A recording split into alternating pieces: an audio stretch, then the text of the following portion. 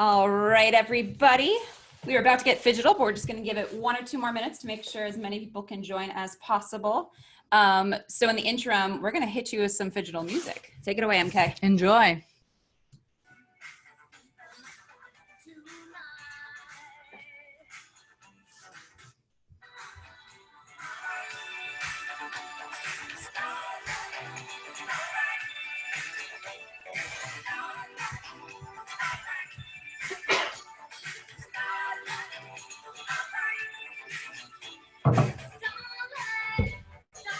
Whoa. So good. So good. So talented.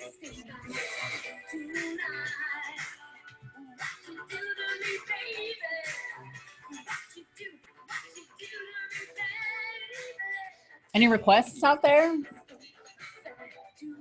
Anything? Oh, thanks, Suhail. We learned everything we can do from you. Appreciate it. We do have some nice moves, yes. How about this one?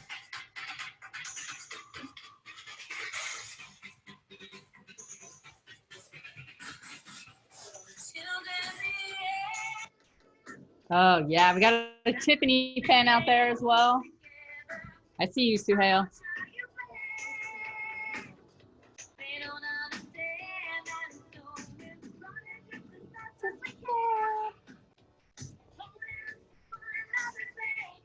Holding on to one another's hand.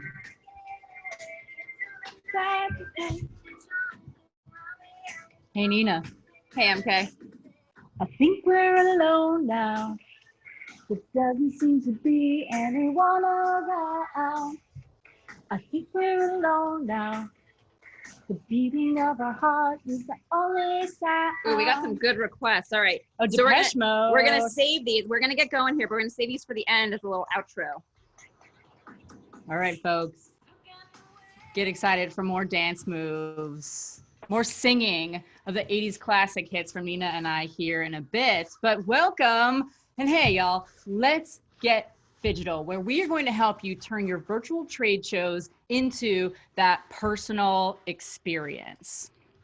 I just want to welcome everyone today who carved time out of their busy schedules. I know that right now we are all going through a lot to try to take the events that we were planning to have in person and try to figure out how to change them and make them digital. So without further ado, allow me to let Nina introduce herself to all of you. Thank you, thank you. My name is Nina Butler. I have the pleasure of leading our demand generation team here at Alyce. First and foremost, a couple of things that we need to share with you so you know who I am as an individual, what my 5 to 9 is. My favorite 80s song is Corey Hart's Sunglasses at Night. If I ever played in the major leagues and there's still a shot for that for me, that's ultimately going to be my walk-up song. Yeah, there's still a shot for sure. Still a shot for sure. Leads into my next fun fact. I am a diehard New England sports fan. I look forward to attending all the parades that we get the good fortune of always being invited to. So just keep it going.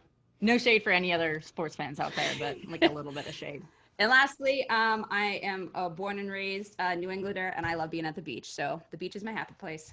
Love that. I feel that. So my name is MK Getler. I'm the director of customer marketing here. But because we are the 5 to 9 company and because we spend so much time just focusing on what makes people uniquely their own, I thought, because I travel so much, my favorite 80s song should always be everywhere. My partner and I are always out and about just trying to see the world. I am a dog partner, so wherever we can travel, we bring our dog with us. And there has not been a piece of cheese that I have met that I haven't liked. I can attest to that. Take that as a challenge. If you want to send me some cheese recommendations, I'm always open to trying to find a cheese that I do not like. But so far, 0 for 0 on cheeses that I do not like. I love it. All right, let's get down to business. Now you know a bit more about us. We are here to share out with you guys how we can continue to thrive in this digital age. Yeah, and part of what makes Alyce unique and different as a company here is that one of our core values is that we give first and we give consistently. So what that means is that by creating those authentic interactions, we are always looking for ways to drive value and deliver value just to create real relationships with you. So it isn't just enough for you to know about my cheese habits or Nina's beach worshiping. it's also important for us to be able to help you, especially when times are really tough. We all know that right now with health concerns on the global scale, that lots of conferences have been changed from a in-person format to a digital format. And you're not alone in that as well. Our efforts last week were also just completely thrown out the window. And we figured if you're in that situation, we should be trying to figure out how to help you. So we're going to spend some time today just teaching you how to honestly get Phygital. So we'll spend some time teaching you what getting Phygital actually means. We'll teach you some tips and tricks about being Phygital before, during, and after those virtual events that you're all going to. And then, of course, because we're all in this together, we want to crowdsource some of the problems you're trying to solve at your respective companies with your respective teams. So we'll leave plenty of time at the end of today's session to brainstorm, to answer any questions you may have. We also have some people who left us questions in advance of this webinar, so we're also going to address your questions as well. So without further ado, we're going digital. Yes, we most certainly are. Which is amazing, right? So now what? Yes. So I'm sure that we're all in similar boats together, right? Brands are activated sometimes best in person, right? Especially here at Alyce, you know, we're a brand that's all about establishing that personal experience, driving those personal one-to-one connections with our buyers and our customers. And events is a really authentic way to deliver that. I mean, it's a marketer and salesperson's dream, right? To have hundreds of faces over a handful of days when you get to be at these in-person events. So how do we replicate that now that everything is going digital?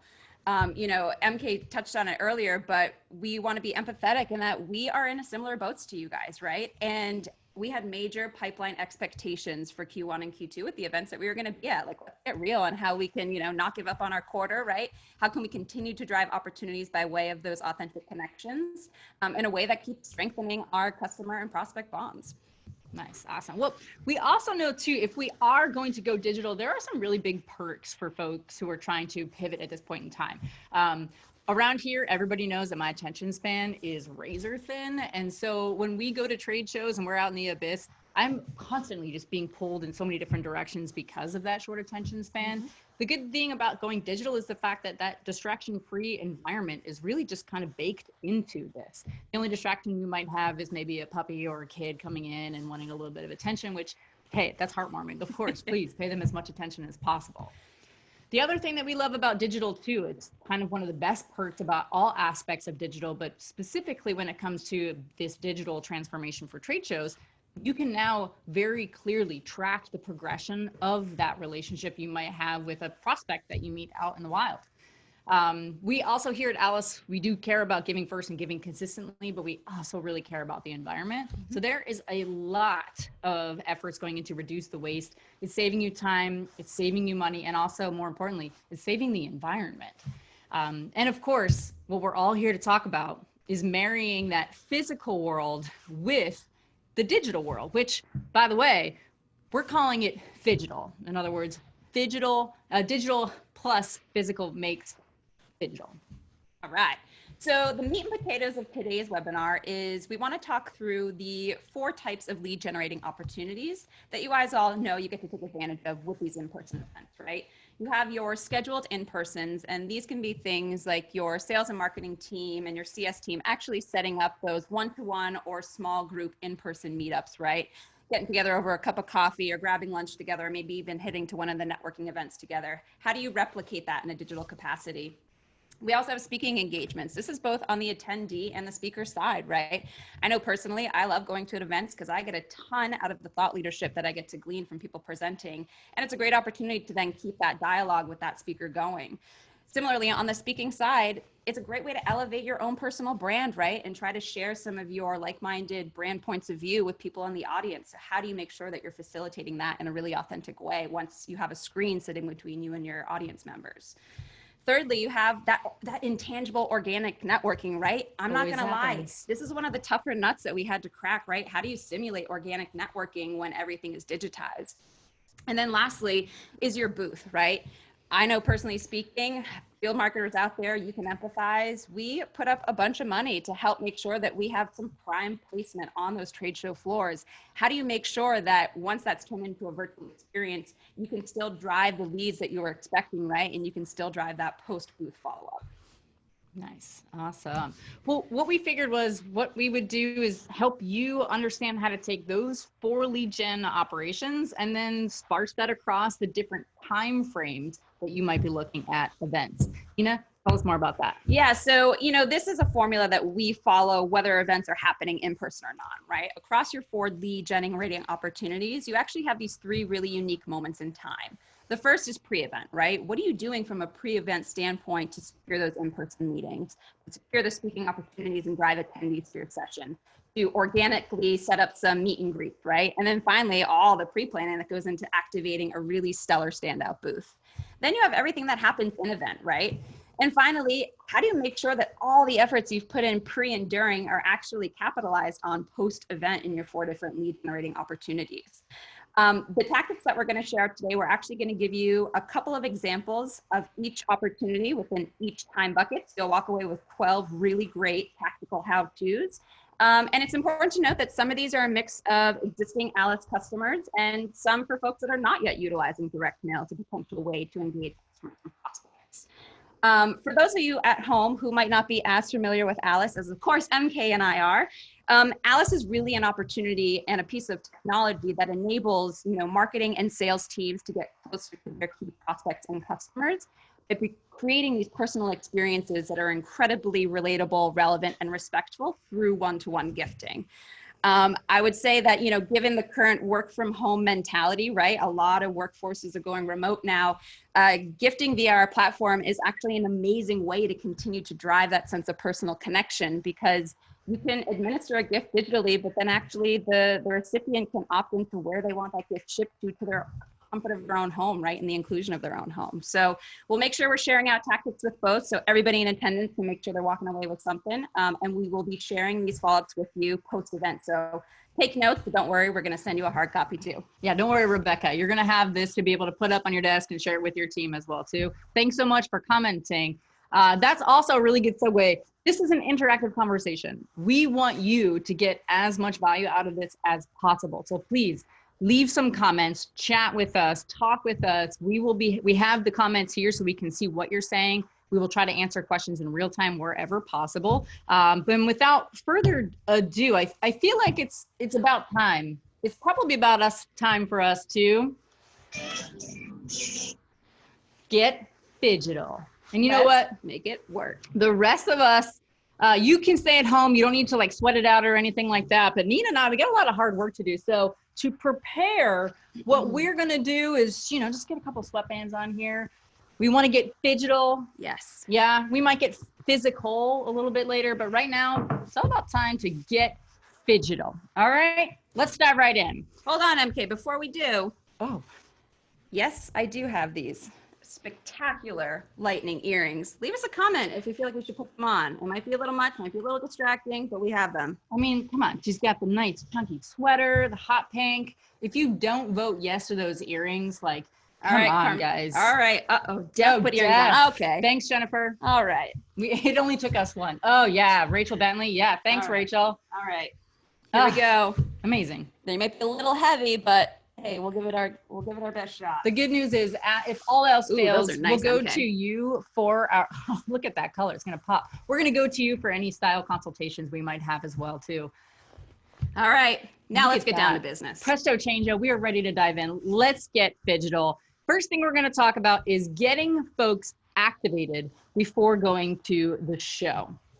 All right, so Nina already laid out the framework of what we're going to talk about. So the scheduled in-person meetings, we've broken those down into 2 categories. The first of which is those one-on-one meetings you had booked, maybe to catch up with a friend or a former colleague or a potential prospect, where you were going to meet one-on-one with them. The other one was going to be those group meetings. Maybe your field marketing team arranged a customer event. I know we had that kind of stuff scheduled as well. Well, first things first, keep those meetings. That's what's most important for us. And show folks that you're going to drive value during those meetings. Anita, tell us a little bit more about how we're going to do that. How do we recommend people get those meetings booked and then drive value? You bet. So for all those existing one-to-ones that you did already have on your calendar, there are a couple of different ways that you can make sure those meetings actually happen, right? You can remind the meeting attendee via a gift. Great place to use an Alyce digital gift experience, right? Potentially you send somebody maybe a cup of coffee. Hey, let's make sure we're not missing out on that coffee date or the dinner, the bite we were going to grab, right? Here's a little something to remind you. Second is when you're thinking about on the group side, we love a good theme. I'm not sure if you can tell that. Clearly. But themes are an awesome way to help unify a group and make them feel a little bit more bought into the experience, right? The biggest thing, the name of the game here is making sure that you are creating an experiential moment for these attendees now that everything's going digital. So one idea that you could do is maybe you send everybody that was going to be a part of your meet and greet some slippers, right? Hey, join us from home, get comfy, right? We're in it for the long haul. Here's a little something to let you know that I'm thinking about you. I have been pushing really hard for us to get velour tracksuits here. So if anyone wants to send their team or their group some velour tracksuits here, like, please, this is the right time to do it. And if you do decide to do something cool like that, we want to hear about it. There's a hashtag down at the bottom of the slide here that's hashtag Let's Get Phygital. We want to hear about the ways that you're taking these ideas and start to snowball this movement of being phygital. Excellent. Okay, so you have those scheduled in-person meetings. We are driving value. We are still using that personal relationship you have to unify around a theme or unify around some sort of, hook, if you will. Now, let's talk about what happens when you have a speaking engagement or if you've actually decided to be the host of a speaking event. Tell me more about that, Nina. Totally. So like I teed up a little bit earlier, there are really two sides of a coin here when we're talking about a speaking engagement, right? One side is if you're actually leading a session and you yourself are the speaker, there's ways that you can still execute that event in a digital way and still drive personal connection with the people that have signed up to attend. Then the other side is if you are actually the host, and this is for larger brands who maybe were impacted by a large organization-wide event that you did have planned over the next couple of quarters that unfortunately has had to turn digital, right? When we're thinking about it on the speaker side, if you're leading a virtual session, continue to tie that theme in, right? Potentially leverage a hashtag to get the group conversation going a little bit early, right? Or think of another different pre-session activation to drive attendance. We're following with the theme, but maybe you send that thematic gift to those particular attendees to drive registration to your individual session. And then on the host side is make sure that you are, creating a theme that entices people to sign up for one reason or another, right? Make sure it's something that they can participate from home within. Maybe it's bring your pet to your event, right? And you're making sure that you're earmarking the first couple of minutes for everybody to hold up their cute, four-legged furry friend and get to drive that sense of personal connection a little bit better. I love that idea, especially the cute little dogs and animals. Who doesn't love dogs and animals? If anybody out there is at home working remote or does have that kind of a remote capacity, like we want to see pictures of your pets. Let's get Phygital and show us your animal. We love pets. I miss my dog. She's at home right now. But yes, please. Like, this is such a fun Jennifer's idea. got her dog at home. I love it. Yes, Jennifer, we want to see that picture. Send it to us. We love this idea, this type of bringing that personal relationship into the conversation. Like I said, we are that 5 to 9 company, and the 5 to 9 is what propels us, what motivates us, what gets us up out of bed in the morning so that we can then go and crush our 9 to 5. And the more we can try to see people for the individuals that they are, the more memorable that experience is going to be for your tweet to show. Ooh, we had a great question come in from Kathy asking, what is a 5 to 9 company? Nina, I'm going to just tee this one up for you, alley-oop this one. All right. Tell Kathy. All right, so Kathy, when we talk about the concept of a 5 to 9 business, right? Think about all the things that motivate you, Kathy, as an individual on a personal level, right? Where do you live? What kind of, family do you keep? What kind of pets do you have at home? What are your hobbies and your interests? And where do you choose to spend your free time, right? That's what makes Kathy, Kathy. And when you get to spend time and carve out time to do those things effectively, it makes your 9 to 5 version of yourself, right? Your actual working persona so much more productive. And so here at Alyce, our platform is really a way to enable you to get to know your prospects and your customers 5 to 9. That way you can relate on that truly personal one-to-one level, right? Prior to even kicking off a business conversation. Yeah, so that 5 to 9 mantra is what we live and breathe. We care about what you do in your 5 to 9, knowing full well that it's propelling your 9 to 5. Hope that makes sense for you, Kathy. Now transitioning into this organic networking. Like, this is honestly where the rubber meets the road for a lot of folks. That organic networking, I'm kind of envisioning, when you're standing in line waiting for coffee, you just kind of happen to bump into someone, you strike up a conversation about, maybe where you're from, what company you work for, some common interest. Maybe that 5 to 9 might come back up again. So in this digital space, how do you find that tribe? How do you find and make friends when you're out at these virtual trade shows? Awesome. Absolutely. So, I mean, you hit the nail on the head, but it's really important that we're finding folks with common interests, right? And connecting with them on that personal level. One way to do that is monitor those event hashtags, right? Let's Get Phygital happens to be ours, but maybe you already have an existing event hashtag that you can begin to monitor on social media, and then look for interesting attendees that you might be able to spark that pre-show dialogue with, right? It could be on a business relationship level, or it could just be on that personal level. So make sure that you are, combing through those comments and trying to self-identify with a couple of folks that you can spark that pre-event dialogue with. I love that idea. I don't know about everybody dialed in, but I have my social media friends, like people I've never met in person, but like who are always there, boosting a post that I've done, leaving some comments, leaving a little love. And like we've never met, but we just air high five through our screens with one another. That's what's the time to activate those types of friends. Excellent. All right. So hashtag monitoring. Awesome. So now that transitions us into that foot traffic that you might get, maybe also at your booth. Nina, tell us about how you might want to define that virtual value and then maybe get people to still connect with you in lieu of a physical booth in-person experience. Totally. I mean, I think the operative word here, right, is value. What is the value that you're going to be driving to some sort of digital booth activation at the route that you choose to go with your strategy, now moving online? Is make sure to come up with an offer that is compelling, right? You have to do an even more work than you would have done when you had the luxury of getting to, activate that offer on the trade show floor, because people don't have as much skin in the game, right? When they can just come and go as a digital attendee and they aren't interacting with you in a face-to-face way. So there's a handful of ideas, but one to call out, right? Potentially we offer some sort of free consultation, right? So come over to our digital booth and, our rep or a senior executive will, take 10 minutes with you to do some sort of consultation on your business's strategy, right? Or maybe you do an outbound audit or something along those lines, right? Give them a chance that you can't actually activate when you are in person, but with the scalability of technology, you can actually do it abroad. Got it. So if I'm kind of summarizing what we're saying here is you now have the option to go from that one-to-many interaction and really make it that one-to-one interaction and make real genuine connections with folks. Yep. So make you have your value and your offer well-defined and you're driving that pre-show. I love that. Before we move on to our next session, Dee asked a question. How do you send gifts for event retention?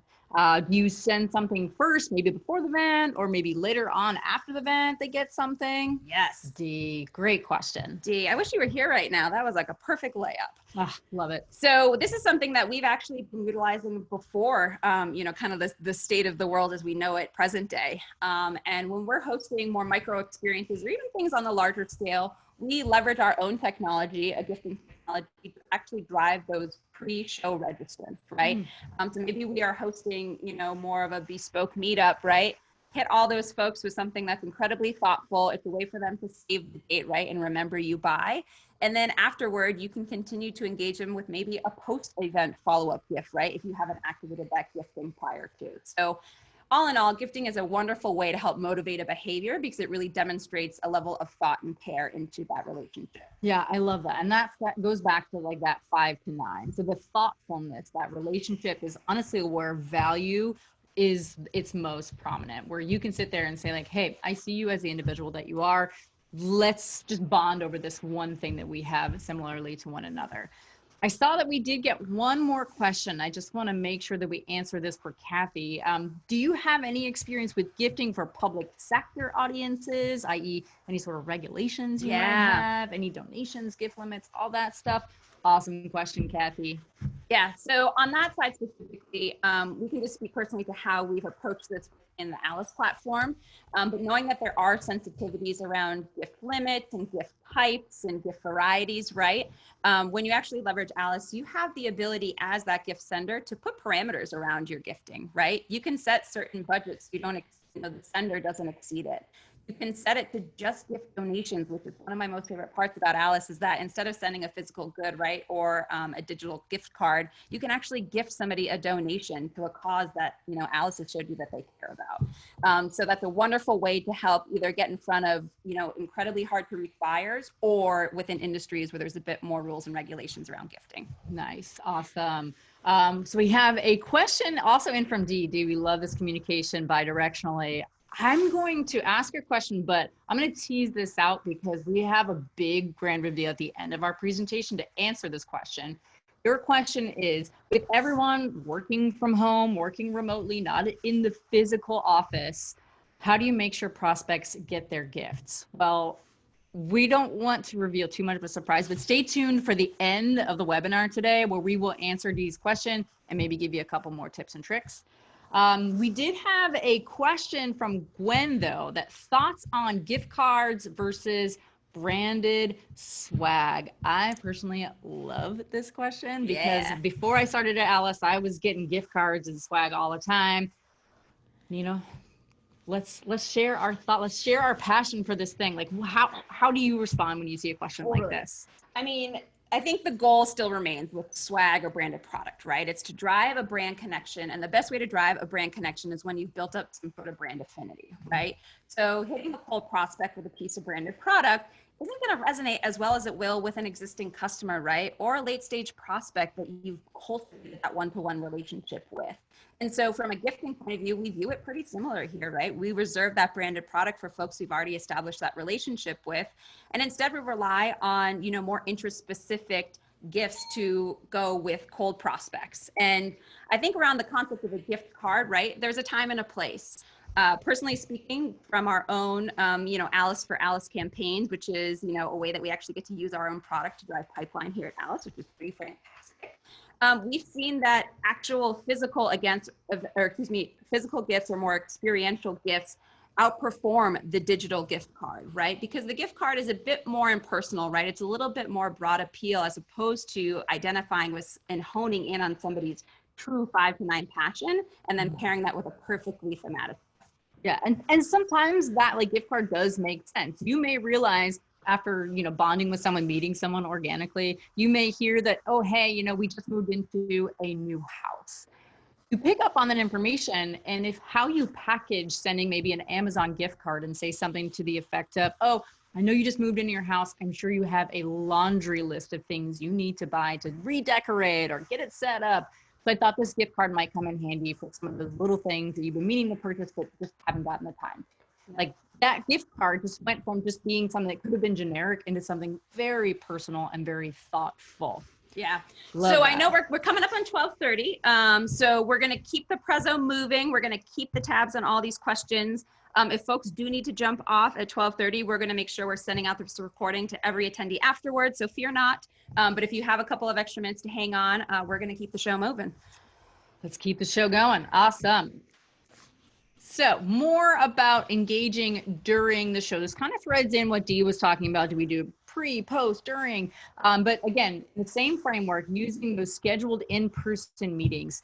How do you be engaging and stay engaged when you are meeting in a digital format? Yeah. So when we think about our audience of one-to-one, right? Make sure that you're really putting on your, you know, listening and looking skills for moments where you can actually leverage things you see and hear in that one-to-one for a post-event activation, right? So maybe you're, you know, on the call, and like I mentioned, you notice a cute dog in the background. Maybe you want to make mental note of that. And as you go to follow up that prospect or customer you have the virtual meeting with, you send them a bark box, right? Be like, oh, hey, you know, I noticed you had a little friend with you today. Here's something. And when we're thinking about it on the group side, right, make sure that you're actually taking advantage of this new digital medium that we all get to participate in, and you're optimizing your content in a way that drives engagement specific for the medium, right? So if you think about, you know, present day, maybe you're presenting to a room of 100 folks, right? It's a little bit unrealistic to think that you'll be able to drive a group brainstorm, right? That'll get out of control very quickly. However, now that you're operating in more of a digital space, you can actually turn these pre-existing meetings you were going to have into more of a group meetup and a group think tank styled activation, right? And making sure that each attendee is able to get as much value as opposed to just presenting, you know, or talking from at. I love that. Yeah, I think that goes back to that. Like, you can take those really big, seemingly daunting experiences where you're in a giant conference room, you're meeting a ton of people at a networking event. This takes that scale a lot more smaller scale, and you can get a lot more personal when you meet people in those groups. Yep. We did have a question come in about how you might measure the success of a virtual event like that. Any quick thoughts on that? Totally. I think, as you're optimizing your content to now deliver it in digital capacity, you have to think about what your end result is, right? So maybe when you're hosting that activation in person, you're optimizing for the lead, right? But maybe now you're optimizing for engagement or, cross share of value afterward with all the attendees that go. So I think first off, you have to be realistic and open-minded that you might want to actually reevaluate whatever those you had on your activation in a way that's going to be able to be tracked and measured in a digital way. I love that. Just like focusing on the things that you can influence and change, and the key point and purpose here, and then hone in and optimize for that. Love that question. Excellent. All right. As we keep trucking along, when you do have those speaking engagements, you are trying to figure out, what your hook is, you got people bought in. How do you drive that digital engagement? Yeah. So again, on the speaker and host side, a couple of different tips to offer up. So when you're thinking about the speaker, your audience is really there to learn, and it's important to find ways to connect, engage with them. So potentially you leverage the theme that we mentioned earlier, right? Maybe everybody comes in a piece of, 5 to 9 attire. Maybe I love working out and this is too square. It's not, but maybe you want to give out a prize or an award for the best dressed or best costume, right? Find a way to make sure that people want to buy into the theme, and then you're actually acknowledging and celebrating how well people take to it. Maybe this might be a little controversial, but like cutest pet or, loudest barker or meower, I don't know, squawker if you have a bird. And then lastly, you can take a group selfie online, right? If everybody's dialed in Brady Bunch styled and you can see everybody on their cameras, maybe you snap a quick pic, and then that's something that you can use as a post-speaking engagement follow-up, right? Send them a picture in a digital frame or something. I love that. We also just got one of the best all-time compliments we've ever gotten. It's from Tamara, that she has never had a webinar that she didn't want to leave. Oh, that's like high five for us. Thank you. We're so excited that you are so excited about the earrings. what we're working on. It really was. I know you. We did have a question come in or a comment come in about maybe doing quizzes or posing some sort of polls or survey. I personally am a huge fan with that. I kicked off the session telling you that my attention span is razor thin. So the more interactive, the more dynamic the engagement is, the more different modalities or mediums, like that is where I really can hone in and have also something tactile as well to do to stay engaged and to be part of like a bigger picture for sure. Yep, I love that. So just to finish out this slide very quickly, so we talked a little bit what you can do on the speaker side, right? Either giving out awards or somehow taking a group selfie. On the host side, if you're a broader organization where you're trying to activate lots of folks, right? Maybe you want to designate a handful of individuals, whether they're on your team or maybe a part of the speaking committee, right? To be those folks to field the comments, drive engagement in the digital capacity, right? It's unrealistic to think that the person speaking can also moderate, can also drive engagement, right? Like be realistic about those resources and making sure that you're carving out an individual or a couple of people that you weren't going to do in a physical way to drive that engagement.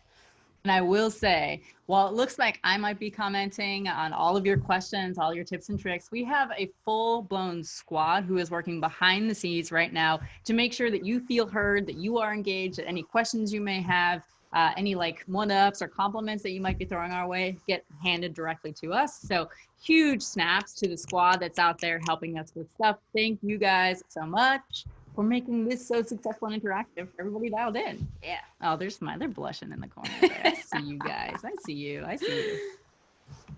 Excellent. Okay, so we were now going back into that organic networking. This is one of those things where like, you're just kind of stumbling along. Maybe you are in line, or maybe you just like drop all your paperwork and you have one of those, what I'm calling professional meet cutes out there. How do you, at these events, foster those professional meet cutes? Yes. I must admit, I didn't know what a meet cute was before MK educated myself. So maybe if that's the one thing you learned from this, we did our jobs really well. But think about, you know, when the J-Lo and the wedding planner, Matthew McConaughey saves her from the dumpster rolling down the hill. That is a meet cute. How do you actually replicate that in an across the buffet table, you know, conference way? No rom-com is ever as good as what happens in the meet cute. So the professional meet cute, that's where the fun happens at trade shows. Yeah. So how do you try to replicate that when you aren't going to make eyes across the buffet table or meet them in line at Starbucks? I don't know. You're totally right. So, you know, if your team is taking advantage of these, you know, events that are still going to be put on digitally, make sure that you are encouraging, whether it's the sales reps or the marketers or the CS folks that we're going to attend, ways that they can start to look for potential interesting folks, right, to drive that pre-event connection with. So strike up a conversation with individuals in the forum, right, either prior to or during the show. And it doesn't always have to be professional, right? You can simply lead with a personal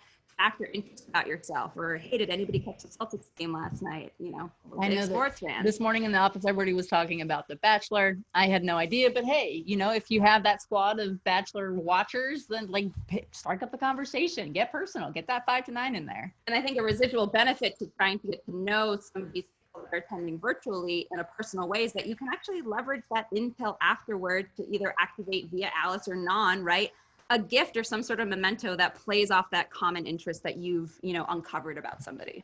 I love that. I think that's fantastic. Yeah. So that professional meet cute, make it happen, build those relationships, try to connect in that 5 to 9 wherever possible. Awesome. Okay. So again, now we're live. We're in the trade show. All that foot traffic you're going to have coming to the booth, to maybe doing some quick spontaneous demos, meeting, greeting, shaking hands, kissing babies, letting people know, you know, hey, this is what we're doing. This is what we mean to the world. How do you replicate that now in a digital format? Totally. I think, you know, we mentioned this prior where, you know, pre-event, you want to make sure that you are clearly communicating what that upfront value and offer will be at your event. And now's your time to actually activate it. So I think on the logistical side, right, make sure you're able to activate whatever the concept is that you have. Maybe it is the idea of a consultation with someone on your team, or maybe it's open office hours, right, with your CEO, or some sort of exclusive way that folks normally wouldn't be able to engage with your brand and engage with your employees when they're in, you know, an actual physical event. And go big or go home, right? Swing for the fences on these things.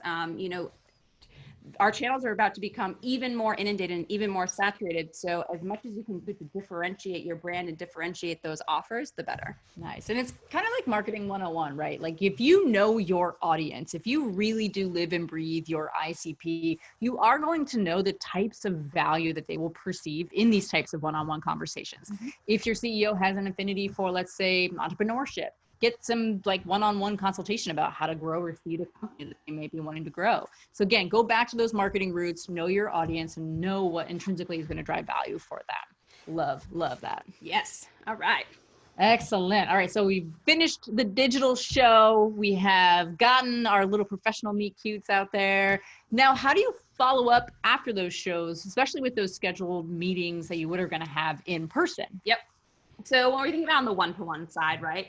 The slide prior, we told you guys to really look and listen for some of those subtleties that you can leverage in your post-event follow-up, right? Now's your time. You can actually pull that thread through. So maybe you realize somebody, you know, is a huge Buckeyes fan, right? So after you're guilty right here, guilty. Go Bucks. Go Bucks. OH.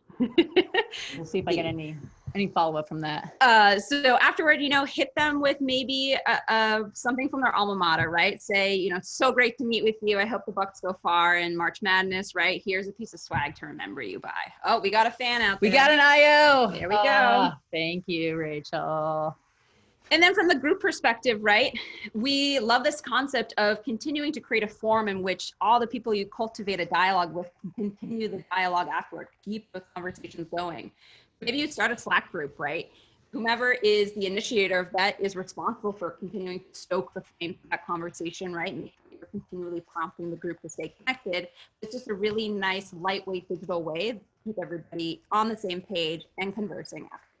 I love that. Keep that brain trust going. Keep the momentum going, especially off of some of the brainstorming you did with those in person. Love it. Awesome. Okay. So now we have finished. We just like mic dropped on our keynote. We have also then hosted this fantastic event with a lot of key core speakers, thought leaders in the industry. How do we optimize that experience after the trade show in this digital format? Yeah, I mean, we love this concept and this analogy of like, how do you keep folks coming up to your stage afterward, right? That's one of the privileges that you get when you get to deliver a message or a presentation in front of a live group of people. How do you simulate that in a digital way, right? I think first off, you want to continue to invest in the folks that are taking your content and repurposing it thereafter, right? So potentially you send a gift to the handful of post-show attendees who are repurposing your content or sending you a nice tweet or giving you a shout out on LinkedIn, right? Really do your homework to make sure you're keeping tabs on those folks and then investing in that relationship analysis.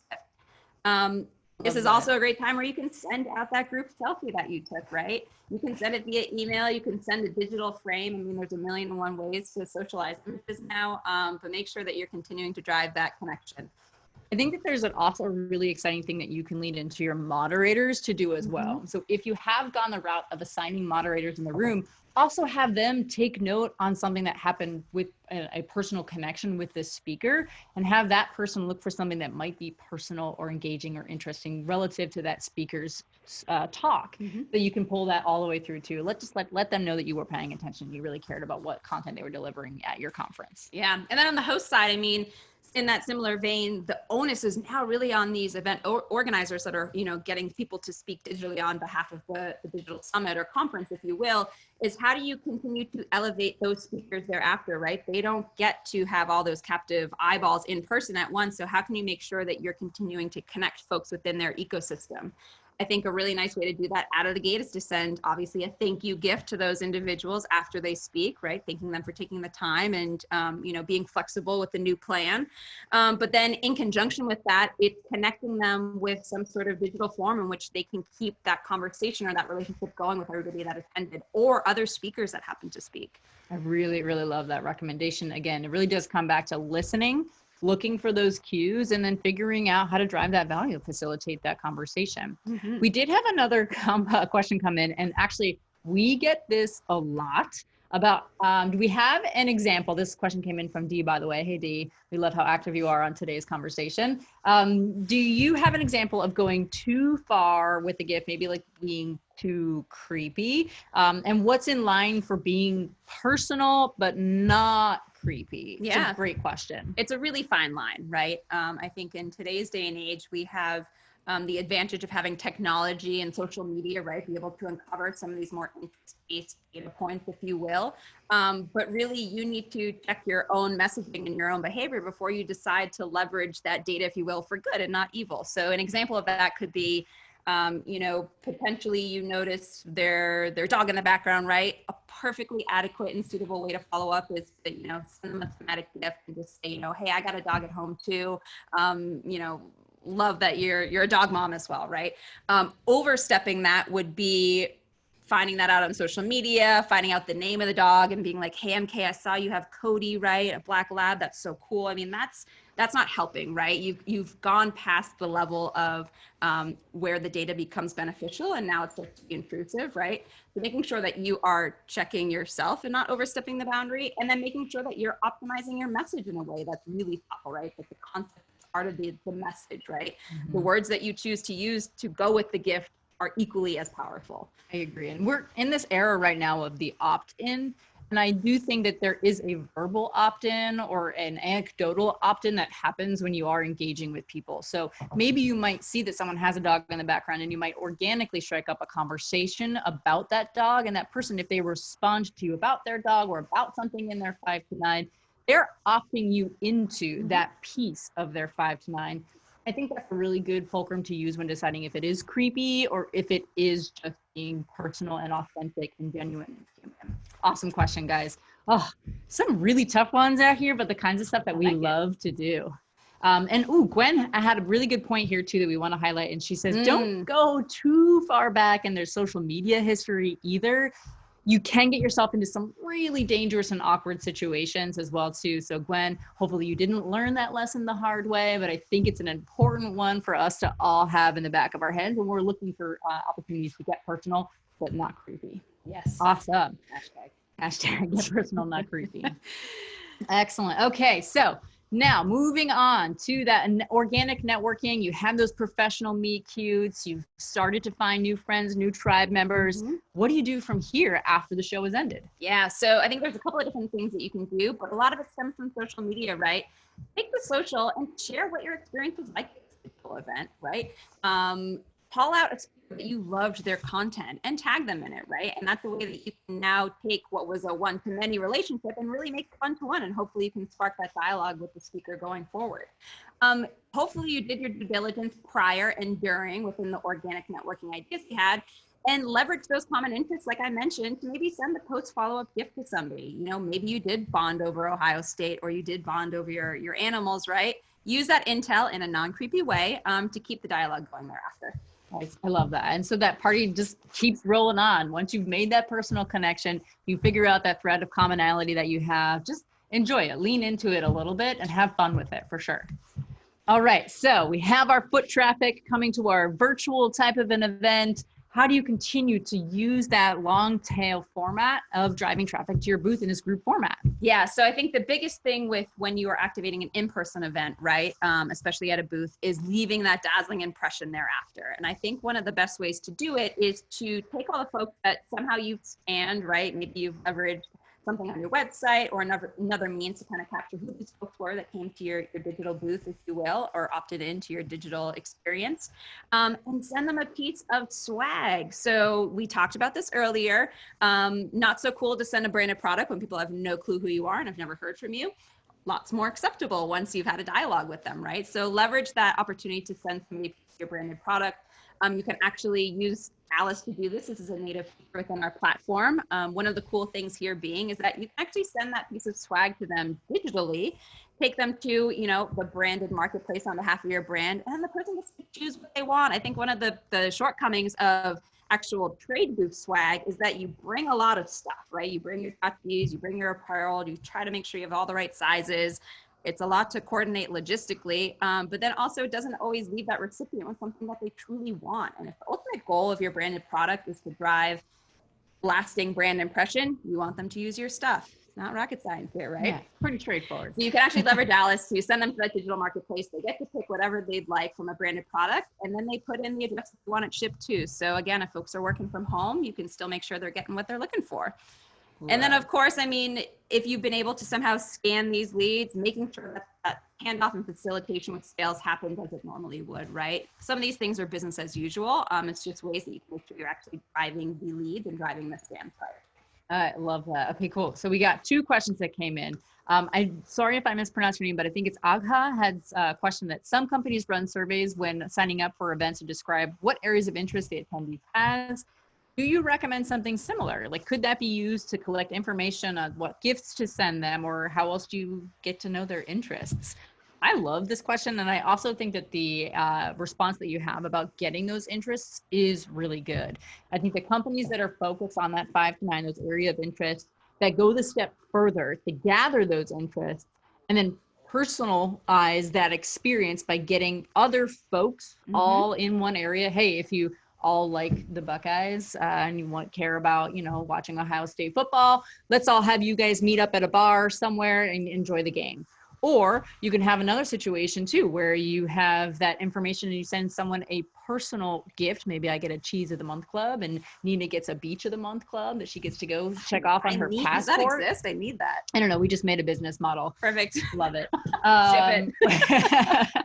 where you can go and have that one-to-one or one-to-many type of interaction. I think that's really where that type of a survey would come in super handy. I love that suggestion. And I would encourage anybody who is doing that surveying, use that information and use it well to create experiences for the receiving end. We also had a cool question come in from Alyssa. She said she's currently searching for a job. Do you have any ideas on how to show my personality when reaching out virtually? I love this. Nina can overnight you these earrings if you need them. We could also send you our sweatbands if that's what you're going for. But I feel like Nina might have a little bit more specificity to offer in her answer. Alyssa, I love that your mind's even going there, right? You're like, how can I differentiate myself, my own personal brand, whether I'm advocating on behalf of, you know, my current or potentially future company? And I think one great thing to do here is actually leveraging video to do that, right? showcase who you are as an individual doing the thing that you love, and then tee that up to talk about how doing that allows you to be an amazing marketer or a salesperson, whatever, you know, function that you happen to fall within. So I think it's a great way to help you, A, differentiate yourself from the pack, but then B, really, you know, in a visual way, showcase who you are and what your personality is like in a way that a resume just can't. Again, that 5 to 9 speaks volumes to the person that you are and the type of employee that you will be. So feel free, show that 5 to 9 in any sort of communication you might have in a virtual way. Send them a video cover letter. I love that there are companies out there like Wistia who actually require a virtual and a video cover letter. So that type of thing is next level. We love that. We do have a question coming in from Nick. Nick, I'm sorry, we cold shouldered a question that you had earlier. So sorry about that. We know that you're a really great fan of Alyce. What are you guys at Alyce actually doing for your event calendar now that things are going digital to drive pipeline? What does your Q1, Q2 look like? What types of things are you doing? It sounds like Nick wants to have maybe a meet cute with us somewhere out there in the digital space here. Nina, take it away. Yeah, so we're actually thinking about ways that, you know, we're going to leverage a lot of these to reach out with you guys. They were created in service of how do we actually close our own pipeline gap now that we don't have the opportunity to go to these shows. One thing that we're doing is we're going to be taking advantage of this concept of digital booths, right? How do you actually activate what was going to be your in-person showroom experience and delivering that in a digital way? I can't tell you all of our secrets, but comment below if you want to keep in the loop to how we plan to do this. We have something pretty cool coming at the end of the month to share with you guys. We're also figuring out ways, how can we better leverage our own professional networks, right? To come together and host more of this information sharing webinar styled stuff, right? So whether it is a digital experience or a webinar or something else yet to be coined, right? How do you make sure that you're not just putting more noise out into the universe, especially as everything's becoming inundated and saturated, but how do you actually produce more value-oriented content in a way that you never even really had to at this extreme before? So leverage those networks, find like-minded brands, put your heads together, because 2 heads are better than 1 on this stuff. Always. In this case, 2 sweatbands are better than that 1. are very tight. So much better. Yeah, they are a little tight, these ones. It's okay. It helps us think a little harder and faster. Okay, so now we have gone through pre, during, and post trade show activities that you can do for your 4 different groups of lead generations. We know that many of you are at your desks right now trying to figure out or taking notes frantically from this webinar, how to put all the pieces together, but don't worry, we have done this all for you. So if you're a fan of printing things out, this is our cheat sheet for you to be able to take that grid, that matrix of those types of people you want to meet and when you want to meet them and what to do when you want to interact with them.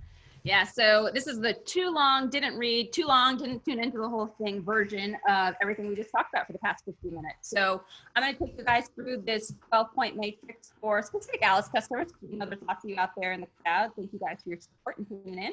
And then MK's going to switch over to synthesizing all of the activations we had from a non-direct mail, non-gifting capacity to make sure that there's something for everybody. So as we are talking through, I'm going to go, let's see, how do I best describe this? I'm going to go lead gen opportunity by lead gen opportunity, and I'm going to take you through time. So I'm going to go through scheduled in person, pre-event, through post-event, and then I'm going to go all the way down. So it's like follow the bouncing ball, follow the bouncing emoji. So starting with our scheduled in persons, too long, didn't read. Number 1, pre-event, send a gift to somebody to hold the meeting, right? Once you actually are at the event or at whatever your digital imagining is of that event, listen and look for those moments in your virtual one-on-one or your virtual group meetup to delight those attendees thereafter. And then finally, from a post-event level, you know, from all those good listening skills and from all of, you know, your observations in that digital meetup, you can now reference something personal from your conversations. One of the best ways to follow up that we still see is snail mail, handwritten notes, you know, take time to actually write that person's name on a piece of paper. And if you even couple it with a gift, even more beneficial. Love that. Everybody still likes to receive that snail mail these days. I do. I most certainly do. All right, so from a speaking engagement side, your pre-event, you know, leverage gifting as a way to actually drive registrants to whatever your digital event may be. Make sure that you have identified that theme, out of the gate within your presentation, and then drive that theme through execution. One idea here is maybe you couldn't get together over cocktails, right? Like you normally would have. So maybe prior to, you send everybody your favorite drink recipe. And then during the show, you actually show them how to make it, right? Whatever the theme may be, just make sure there's continuity in your execution. And then lastly, anybody that keeps, the self-promotion of what you've spoken about going, make sure that you're acknowledging them, celebrating them, raising them up, right, as individuals, and gifting's just a really nice afterthought to make sure, hey, I saw you, thanks for the support, let's keep collaborating. And actually, we do that a lot here at Alyce. So if anybody does use that hashtag, let's get Phygital, and we happen to see you out there in the wild talking about how you've gone Phygital, there may or may not be a moment where we're going to turn that into a gifting moment for you as well, too. Yes. Excellent. All right, so moving on to organic networking. From the pre-event standpoint, make sure you're following all those pre-existing social media hashtags. If you're not already, follow the new pages or whatever it might be, whatever the event organizer is using to organize people. And then make sure that you are striking up conversations with people, both pre and during, right? Try to self-identify with a couple of folks in the crowd. You don't have to go crazy, but the individuals that you think you can actually create some meaningful dialogue around. Bonus points, you can always use this intel later to send a gift. But then afterward, make sure that you are taking to social, sharing that experience that you had in the event, and then make sure that you're actually tagging those individuals to, raise their own profiles, but also keep that relationship going in a public forum. Love it. Love it. All right, so last but not not least, on the boost side, so pre-event, make sure you're crystal clear on what that upfront offer or extreme value is that you're going to be driving, whether it's that on-site consultation or, giveaway or product unveiling or whatever it might be, right? Then when you're actually in the event, make sure you're delivering. There's nothing worse than setting people up for something and not delivering on that expectation. Heartbreaking. It's heartbreaking. And then afterly, make sure that you're, following up with those scans and leveraging potentially swag is a great way to leave that, branded impression analogous to as you would at your normal trade show booth, and continuing to, deliver that surprise and delight moment. Fantastic. Okay, so that's for Alyce customers that have this arsenal of tools at their disposal for being personal and using gifting. But if you aren't using that direct mail solution right now, we have a couple of options for you as well. I'm not going to go too nitty gritty on all of these things, but I would recommend in lieu of a gift, maybe you send a personal video, just like saying, hey, our meeting is still on. Hope you're as excited as I am. Or you could turn that during event group with their scheduled one-on-one into those think tanks, problem solve, make that group activity where people find value and leave with something to work on and take action away with. The last thing to do, of course, is that Slack group. I'm part of lots of different Slack groups that are not just my corporate Slack groups, but this is where I go to kick ideas around with other thought leaders. This is where I go to get feedback on ideas that I have had as well too. So don't underestimate the power of creating that external Slack group of people who are like-minded and looking to problem solve. If you do have the speaking engagement, if you are the speaker or if you are hosting a speaker, make some sort of a theme that entices people to sign up for your session. Give them some sort of a ticket, some sort of incentive to registrate, and also go in and just start being part of the fun. We love this idea of a digital selfie. If we could have had everyone's video on, we would have absolutely taken a selfie with everyone's thumbnails. If you want to send us a selfie, we're not opposed to that as well, especially if you're working from home with cute puppies. Also, if you are looking to pull through that digital selfie, what a great way to memorialize the situation by putting a picture frame. Remember that time we had a 2020 virtual summit? That was crazy. Here's a picture to commemorate the experience. For that organic networking, those professional meet cute, and how you want to start to get all those folks to be part of your personal network, monitor those social media hashtags. This is kind of business as usual for most events. Monitor those hashtags, find those like-minded individuals, strike up those conversations. If you do see them in another digital summit, give them a little wave, say hey to them, DM them on the virtual format. And of course, there's always clever icebreakers out there too. If you ever need an icebreaker, we're your go-to gals for all of that type of weird questions. And then of course, afterwards, that long tail impact is to just tag someone in a comment. If you remember, let's say like Dee or Nick, any other attendees that came to this event who had really good ideas or good questions, and so you connect them with other people in your network, always driving value, always being helpful.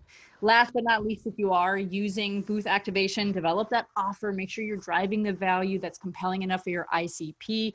because you know them marketing 101, you know the types of things that are going to get them excited, going to get them at your booth. Live stream your booth. That's a really big, bold one, but I think you could end up live streaming your booth. And then, of course, at the end of it, pass those scans on. Business as usual. Get your reps to work those leads and tie in something personal, maybe something about their 5 to 9 into the conversation. Awesome. I'm so glad I have a sweatband on. Ooh, we got real Phygital all up in here.